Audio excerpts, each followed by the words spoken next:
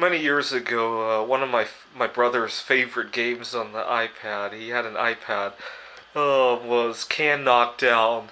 You had a series of levels with cans that were stacked in various formations, and you had to throw balls at it.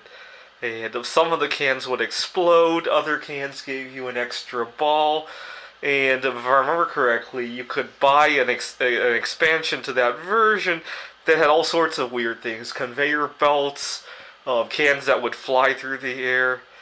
Uh, anyway, so I set up 6 cans. I'm gonna play a real life version of Can Knockdown. I'm gonna throw this cap at the cans. Oh my god! I don't think that ever happened in the Apple version of Can Knockdown. If I remember correctly, if you can complete a level on a single ball, the next level gave you a bonus, and the score could add exponentially if you could do every level. It multiplied by something every time you got a level using a single ball, and so there were some crazy high scores, and you had to go through the whole series without making a mistake, and then it would go back to the level one again. Except that I think the cans kind of got heavier and heavier every time it went around, and it got harder and harder to do with a single ball, if I remember correctly. I distinctly remember getting a 5-digit score one time, and I remember at the end of playing that round, my hands were so stiff because I was trying to be steady on the iPad.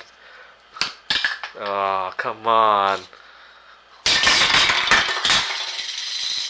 I need to think about what I can put in the can to cause it to explode when you hit it.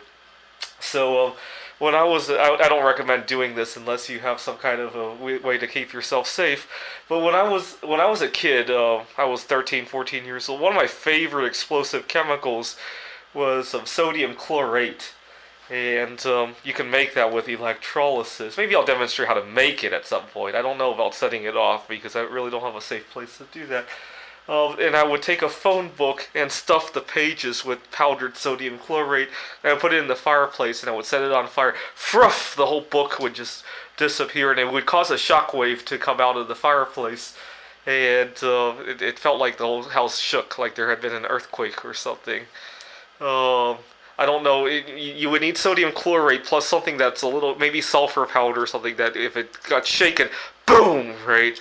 You'll probably want to do that at a firing range or something like that. Thanks for watching.